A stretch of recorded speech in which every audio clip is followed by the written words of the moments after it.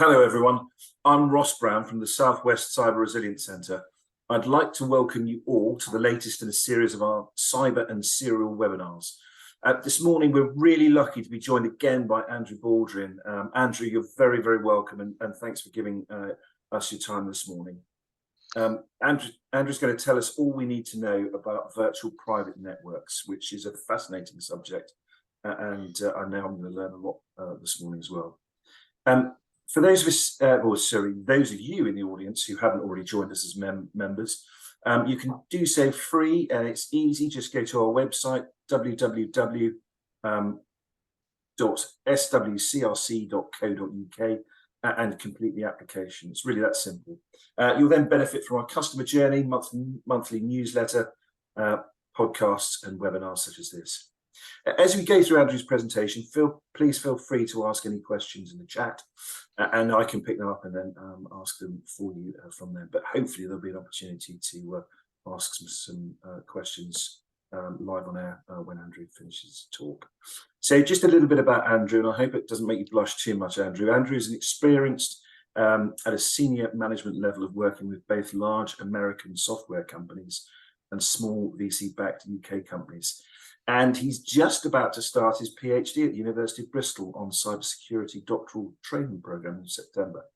So, Andrew, as I say, you're really, really welcome. And thank you so much again for giving us your time. So I'll hand over to you if I may. Oh, thank you, Ross. I appreciate that.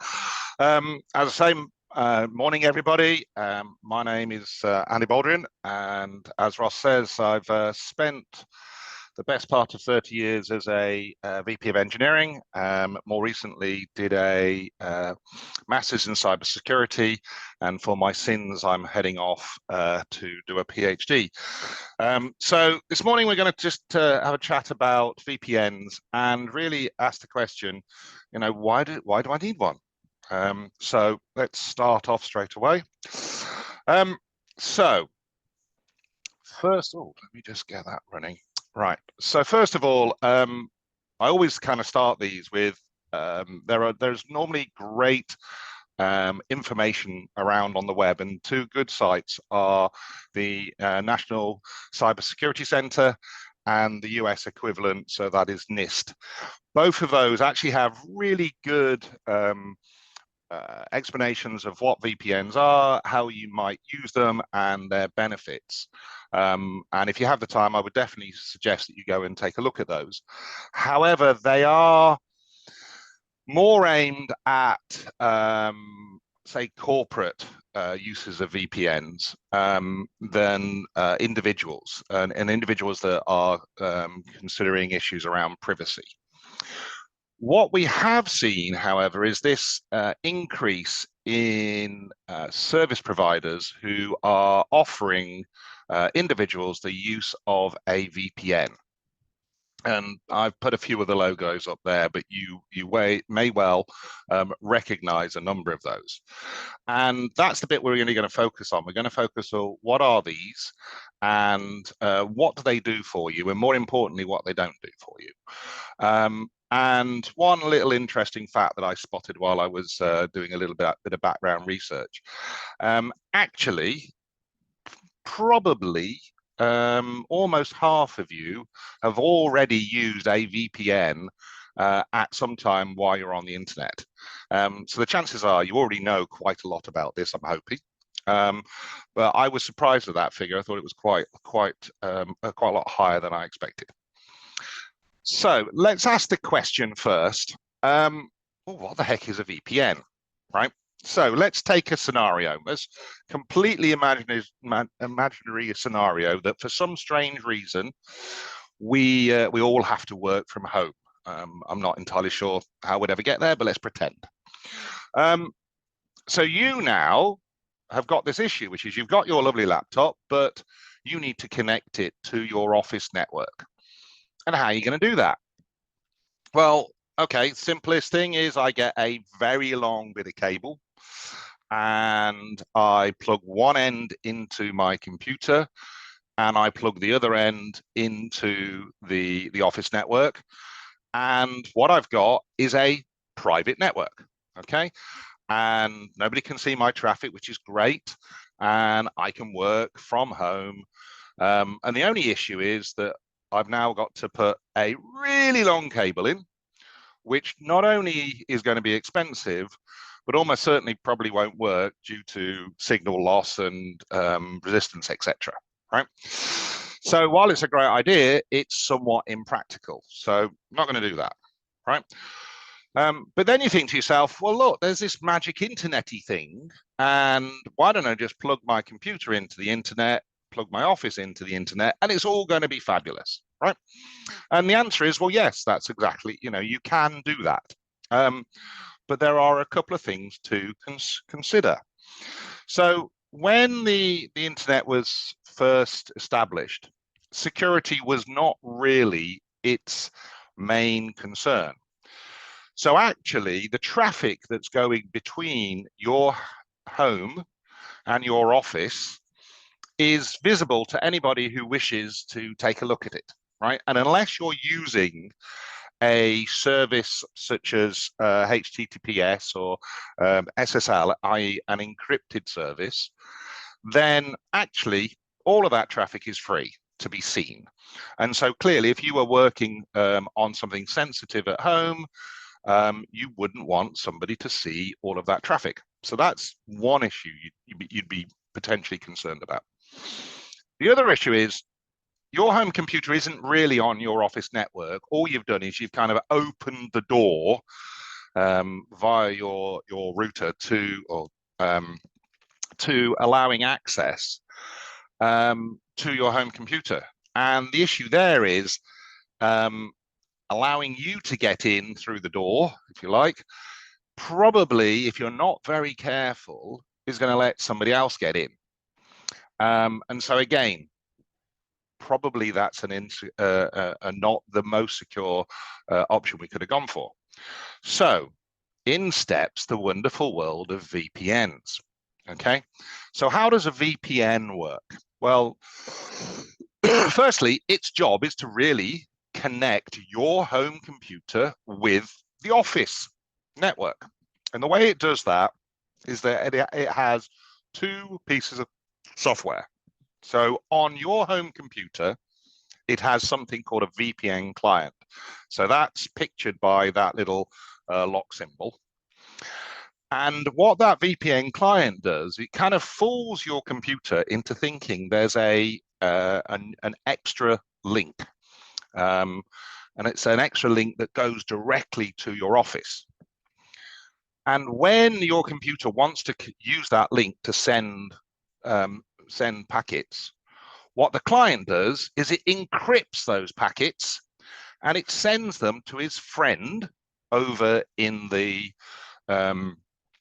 your office. And on the other side is this thing called the VPN server. And the VPN server depicted by the unlock symbol. What it's going to do is it gets that packet from the VPN client and it decrypts it and it throws it onto the network. Okay, so why? What's the result of that? What it effectively does is magically teleports you, or rather your computer, onto the office network. So to anybody on the office network or anywhere else, your computer is sitting on the office network and they can send packets to your computer to that IP address and you can respond and basically nobody can tell the difference. The reality is, of course, you're actually sitting at home and your traffic is being encrypted by your client and then decrypted by the server. And fundamentally, that's it. There's nothing more special about a VPN. But the question is, well, okay, if that's what a VPN's for, why do we want one? So we have to think about some of the issues, privacy issues, and then ask the question, how can a VPN help? So let's take a look at some of these, an example, okay? Imagine that I am sitting at home and all I'm going to do is go to the BBC website. All right, I want to see what the news is. So what happens when I do that? So my browser on my computer sends a request through the internet to a web server, in this case on the BBC, and the BBC web server sends back the page with all those lovely pictures, right? Which is great. Now let's look at what can happen, right? So depending on where you are, your internet service provider it definitely is possible. Whether they do it is a different matter, but it's definitely possible for your internet service provider to see all of your traffic, right? So that's whether that's BT or Vodafone or PlusNet, whatever. All that traffic has to go through your service provider. And as a reminder, if you're sat in let's say a coffee shop connected to a Wi-Fi router, then actually all of that traffic is also going through that Wi-Fi router. And again, unless you're using an encrypted service, all of that traffic is in plain text. Depending on where you live in the world and various other issues, well, first of all your traffic is going to get routed through the internet.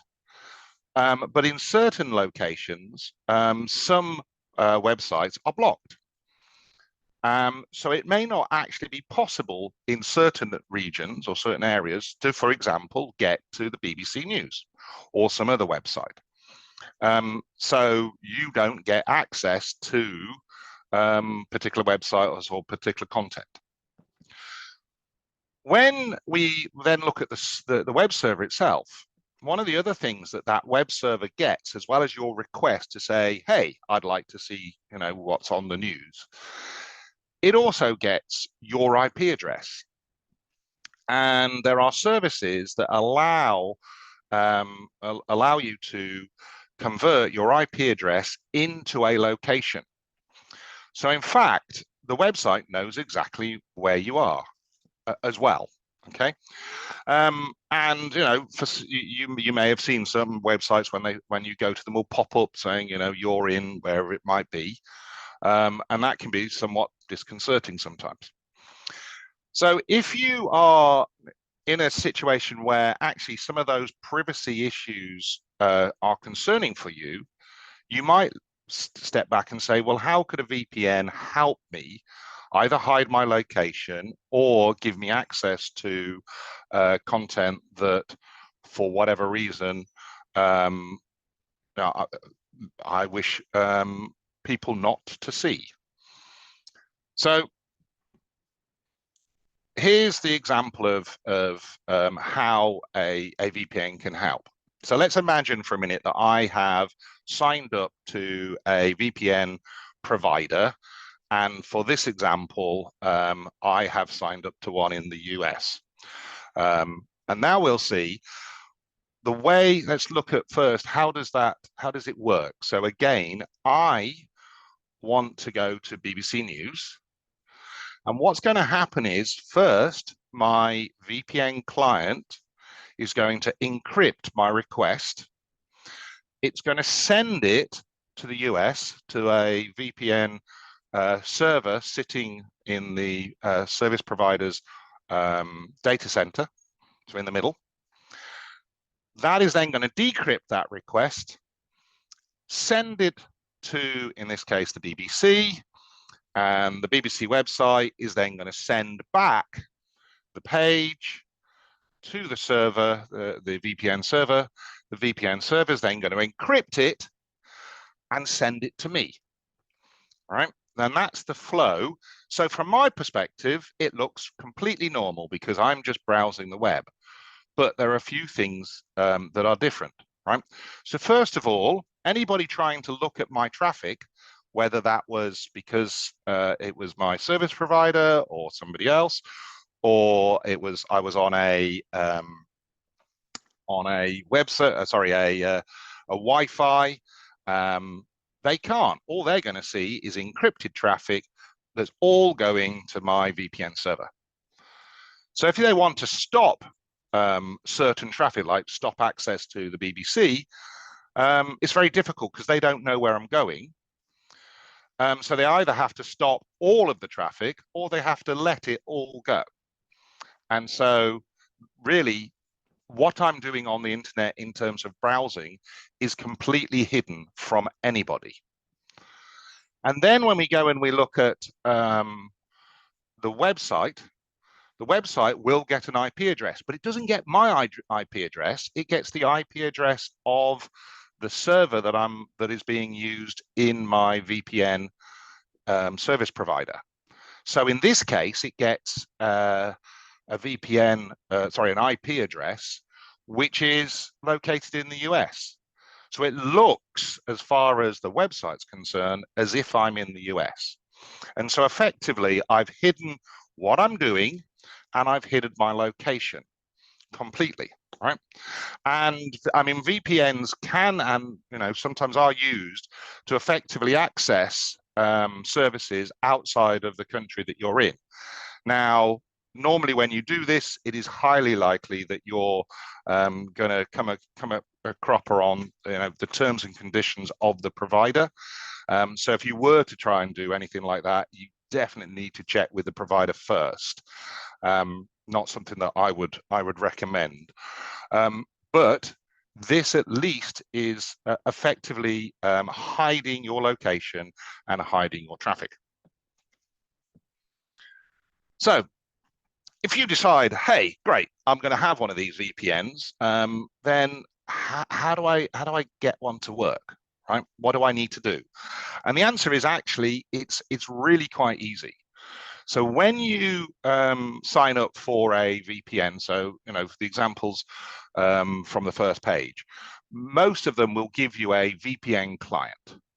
And you simply install that VPN client, download it, install it. They're normally one-click installs, very easy, and you're done.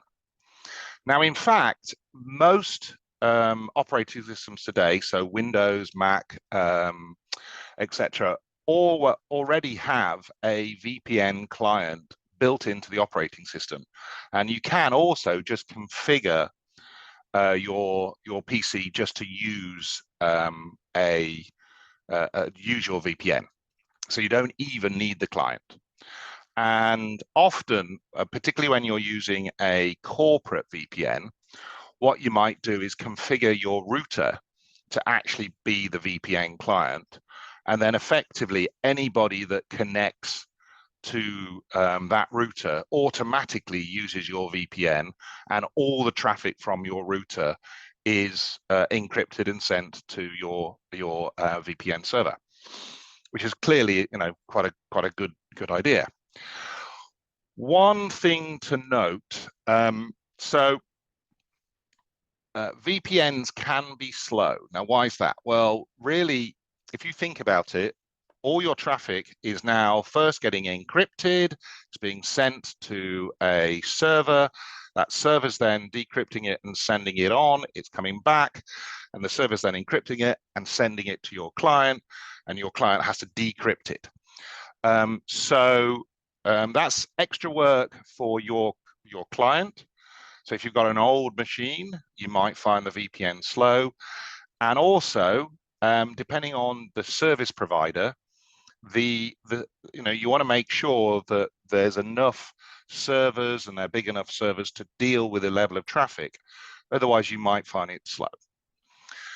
And the other thing that's kind of very important is you really do want to be using the VPN client on your mobile device. So if you've got a VPN and you use it at home, that's brilliant. But when you're out traveling, you want to be able to use it. So having a VPN client on something like your phone or your laptop is really helpful, because it helps you in those situations where potentially you're connecting to an open Wi-Fi and you've no idea who is running that. Okay, so installing one of these things is very easy. So this is probably, I think, actually the most important slide. So it's also, okay, so understanding what a VPN can do for you is great, but actually understanding what the VPN is not doing is equally important.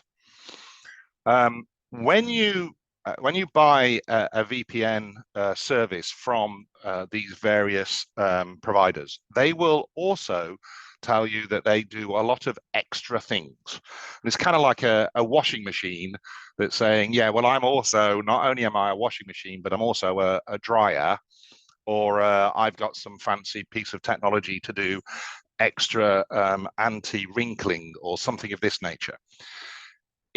It's additional to, in this case, VPN. All right, so let's look at that in a little bit more detail. So obviously, a VPN hides from your ISP any, if you like, internet activity. If I'm looking at your router and the signals coming out from your router, I can't see what you're doing other than that you're talking to a VPN. That's all I can see. But you should remember that the VPN server can see all of your traffic. Okay. And so what you've done is you've effectively moved the trust relationship from your ISP to the VPN server or service provider. And most VPN service providers will log activity. You know, there are some that will advertise that they don't, but normally there will be logs. And again, because if you've chosen a VPN service provider in a different country, then the rules and regulations covering the use of computers are now that country's rules and regulations. So depending on where you are, that may or may not be a good thing, but it's definitely something to be aware of. The other thing we should look at is tracking cookies. Now, I'm not going to go into tracking cookies. I don't have anywhere near enough time, but they are things that a website can ask your browser to store, and it helps the website kind of make your experience on the web better. All right, or I would say keep an eye on you and understand that you're coming back to the site. Now, a VPN doesn't stop any of that happening. Think about it. Your browser is going to make a request, including a cookie. That request will get encrypted, sent to the server, decrypted, including the cookie, and passed on. So it won't stop any tracking cookies at all. But you'll see that many of the service providers will say, "Oh yes, we deal with, you know, we remove cookies and we stop tracking cookies, etc." This is normally done by additional software, not by the VPN itself, but by extra software that's included as part of the VPN client. And what they're going to try and do is take those cookies out, which in some cases can be a good thing. In other cases, it will mean that websites are unable to provide certain sets of features, and you'll need to make some decisions about whether that's something you want or not. But fundamentally, they don't stop you being tracked via cookies. The other thing to think about is VPNs don't hide your search history, right? If you go on to a search platform, and there are many around, and you start doing internet searches, the search provider can still remember all of those different searches and can still potentially associate that with you as a user, depending on whether you've logged in or something of that nature, or by using other things such as device fingerprinting, etc. All the VPN does is hide the traffic between those 2 points, and it's not going to hide what you're searching online. So again, there are additional pieces of software that can help with that, that some of the service providers, the VPN service providers give you. When looking for, you know, who should I go with? So you'll know I'm not going to recommend a particular VPN provider. There are a number out there. many of the top ones are absolutely brilliant, and I'll let you read your own what's the reviews, etc. But there are a few things to think about, right?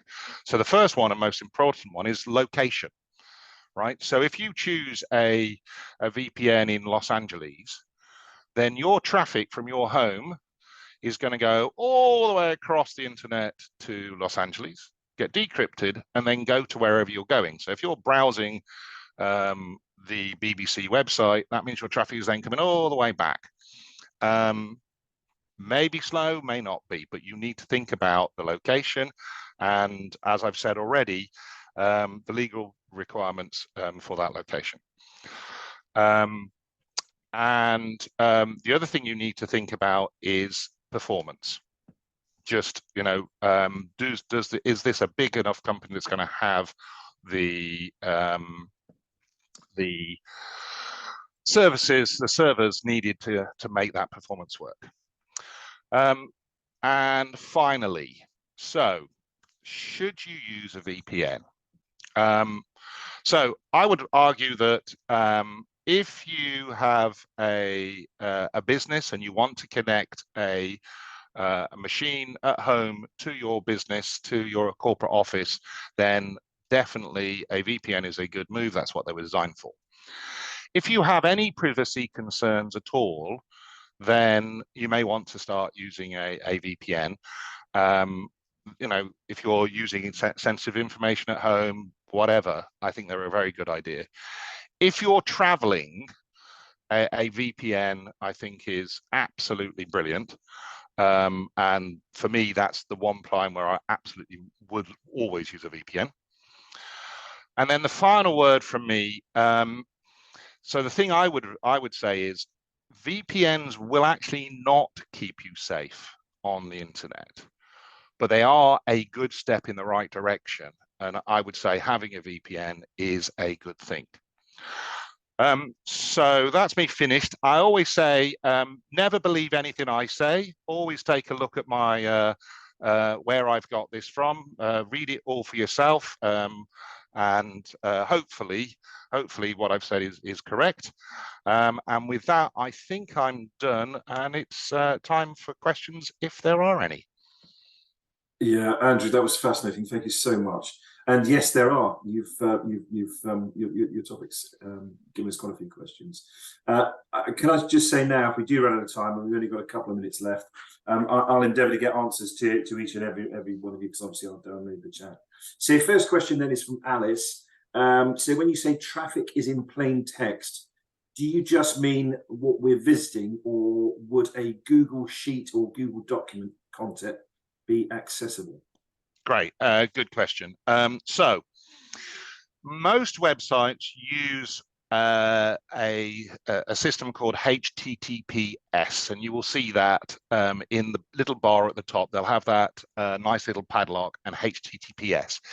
If that is the case, then the content is encrypted. Okay, so in that case, the Google Doc, Google almost certainly will be using HTTPS. I use it myself, and I'm pretty positive it does. And therefore, the content of the document is encrypted.